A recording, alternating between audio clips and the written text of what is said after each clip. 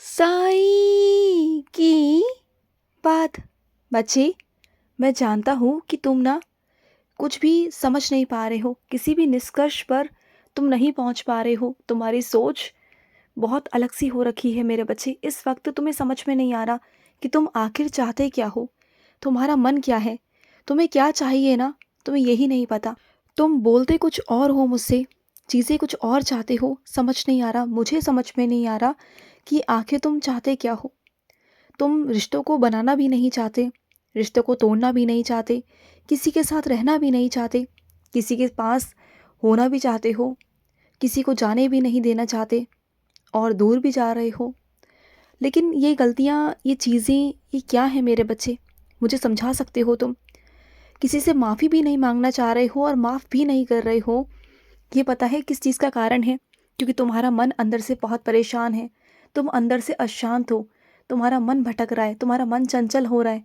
तुम्हें खुद भी समझ नहीं आ रहा कि तुम्हें क्या करना चाहिए और क्या नहीं करना चाहिए। और अगर मैं अपनी तरीके से तुम्हें अगर बताऊँ ना, करूँ, तब भी तुम्हें सवाल होता है वहाँ पर कि तुम्हें वहाँ पर भी नहीं रहना। क्योंकि जहाँ मैं तुम्हें भेजूँगा ना, वहाँ पर भी तुम्हारे शिकायतें हो जाती हैं। तुम्हें समझ में नहीं आ रहा कि तुम्हें जाना कहाँ है आखिर? जहाँ मैं भेजूँगा वहाँ भी तुम्हारी शिकायतें हैं, चीज़ें भी हैं। तो प्रार्थना जो तुम कर रहे हो ना, तो प्रार्थना को स्वीकार करने को तैयार हूँ मैं। कम से कम चीज़ों को साफ तो करो कि आखिर तुम चाहते क्या हो? तुम सच में क्या चाहते हो? सोचो बैठकर, अपने आप को देखो कि तुम सच में क्या चाहते हो। और अगर फिर भी समझ ना आए ना, तो मुझसे सिर्फ इतना कह देना कि बाबा, मुझे बस सुख और शांति चाहिए। बस ये 2 शब्द, तुम्हें और कुछ नहीं कहना मुझसे। सिर्फ ये 2 शब्द तुम्हारे मुख से निकल जाने चाहिए मेरे लिए प्रार्थना करते वक़्त। उसके बाद देखो, मैं तुम्हारे लिए क्या-क्या करता हूँ, पर उस पर ना कोई सवाल, कोई शक नहीं होना चाहिए मेरे बच्चे। ये ध्यान रखना, विश्वास रखना एक बहुत बड़ी चीज़ है मेरे बच्चे। श्रद्धा और सबूरी रखना बहुत बड़ी चीज़ है। और ऐसा नहीं कि जो तुम प्रार्थना कर रहे हो मुझसे, बाद में आगे चलकर सब कुछ उल्टा हो जाए। तुम्हें कभी-कभी ऐसा लगता है ना कि जो चीज़ चल रहा है, जो चीज़ तुम चाह रहे हो, उसके सब कुछ विपरीत हो रहा है, तुम्हारी प्रार्थना करने के बावजूद भी। तो ऐसा कुछ नहीं है। जो कभी-कभी तुम्हें दिखाई दे रहा होता है ना, वो तरीके थोड़े-से मेरे अलग हो जाते हैं।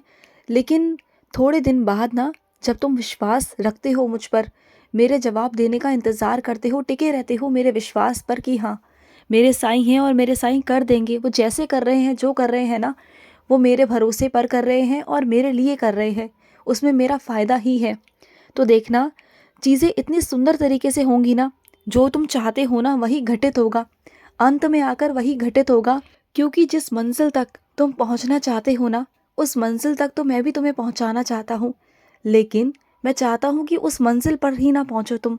उस मंजिल पर पहुँच कर ना टिके रहो खुशी के साथ, तुम्हारा मन खुश हो जाए, तुम्हारा मन शांत हो जाए, तुम हमेशा वहाँ खुश रहो। और जब भी लगे ना कि तुम उदास हो, परेशान हो, तुम्हें कुछ समझ में नहीं आ रहा, तो उठाओ अपना झोला और आ जाओ शिरडी, आ जाओ बाबा के दरबार में। ये तुम्हारे बाबा का दरबार है ना, खुला हुआ है तुम्हारे लिए। और ये मत सोचा करो कि मेरे पास पैसे नहीं हैं, मेरे पास इंतज़ाम नहीं है। बस तुम्हारे मन की श्रद्धा होनी चाहिए कि बाबा मुझे आना है। तुम अगर इतना कह दोगे ना, तो देखो सारे इंतज़ाम मैं कैसे करवा दूंगा। बस तुम कह दिया करो मुझसे बस एक बार कि बाबा मुझे शिरडी आना है, आप मुझे बुला लो।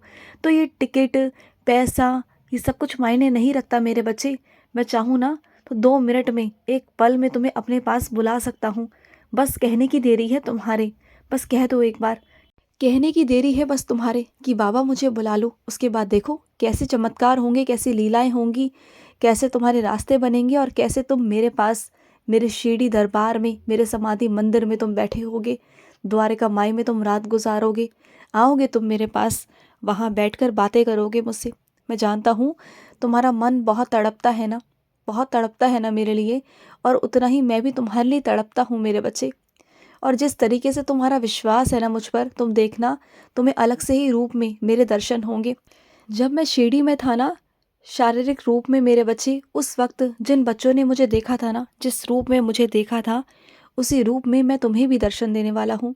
मैं चाहता हूँ कि तुम भी मेरे दर्शन करो, क्योंकि तुम्हारा जो विश्वास मुझ पर इतना दृढ़ है ना, तो मुझे तुम्हें दर्शन देने आना ही होगा। तुमने मुझे इतना विवश कर दिया है ना अपने प्रेम से कि मुझे कहीं भी कुछ भी करना पड़े, लेकिन मैं तुम्हारे पास आऊँगा, तुमसे मिलने आऊँगा, ज़रूर आऊँगा मेरे बच्चे।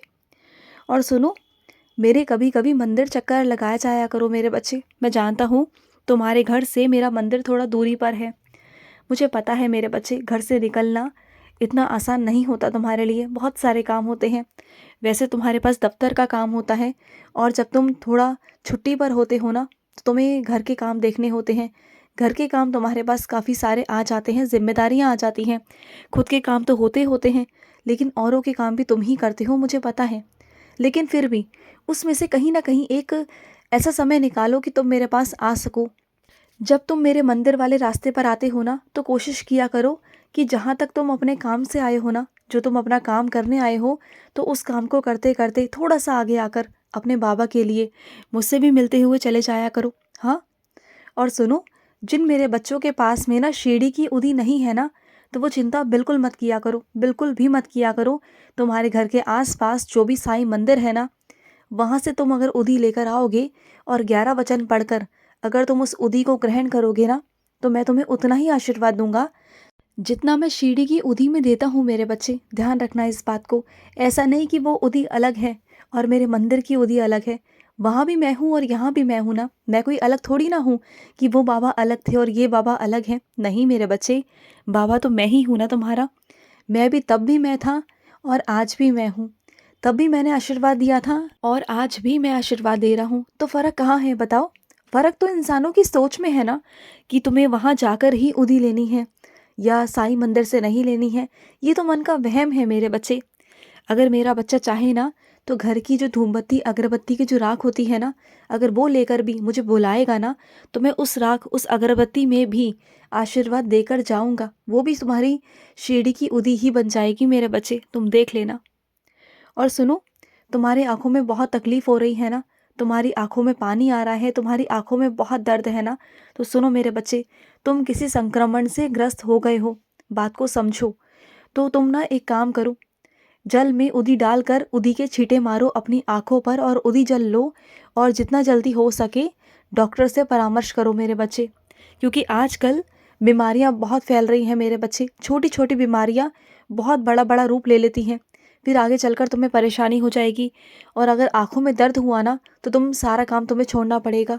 तुम कहीं भी कुछ भी काम नहीं कर पाओगे, ना फ़ोन पर कोई काम कर पाओगे और ना किसी यंत्र पर कोई काम कर पाओगे। और तुम्हें 24 घंटे अपने यंत्र पर ही काम करना पड़ता है, मुझे पता है। तो बात को समझो। लापरवाही बिल्कुल मत करना, अपने साथ में तो लापरवाही बिल्कुल मत करना, नहीं तो फिर मैं तुमसे गुस्सा हो जाऊंगा। फिर मत कहना कि बाबा आप इतना गुस्सा क्यों हो गए। और सुनो, तुम मेरी परिक्रमा में नहीं आ पाए शिरडी, मैं जानता हूँ मेरे बच्चे। इस बात से उदास होना, उदास क्यों होते हो मेरे बच्चे? अगर इस बार नहीं आ पाए ना, तो अगली साल मैं तुम्हें ज़रूर अपने शिरडी बुलाऊंगा। तुम मेरे परिक्रमा में शामिल हो जाओगे। और वैसे तो तुम्हें मेरे दर्शन हो ही रहे हैं ना, पालकी के किसी यंत्र के द्वारा हो रहे हैं ना। तो फिर चाहे यंत्र से हो या सामने हो मेरे बच्चे, बात तो एक ही है ना। बात है तुम्हारे मन की। अगर तुम्हारा मन यहाँ बैठे बैठे वहाँ पर है ना, वहाँ मुझे देख रहा है ना तुम्हारी आंखों से, तो तुम्हारी हाजिरी लग गई मेरे बच्चे। तुम्हारी हाजिरी स्वीकार कर ली है मैंने, यहीं से बैठे बैठे कर ली। तुम्हें क्या लगा कि तुम वहाँ जाओगे तभी तुम्हारी हाजिरी लगेगी? नहीं मेरे बच्चे, जो भी मेरा बच्चा दिल से अपने घर से ही मुझे नमस्कार कर देता है ना, वहीं से अपनी हाजिरी लगा देता है ना, बोल देता है ना कि बाबा मैं यहीं से अपनी हाजिरी लगा रहा हूँ, तो उस मेरे बच्चे की हर वक्त जब भी वो कहता है ना, उस वक्त उसकी शीढ़ी में हाजिरी लग जाती है। उस बच्चे को कुछ कहने या करने की ज़रूरत पड़ती ही नहीं है, क्योंकि वो मेरा बहुत प्यारा और बहुत ख़ास बच्चा होता है। ऐसा नहीं कि शीढ़ी आकर ही हाजिरी लगेगी, नहीं, मन से हाजिरी लगती है। अगर तुम्हारा मन शीढ़ी में है ना, तो यहीं से तुम्हारी हाजिरी लग जाती है मेरे बच्चे।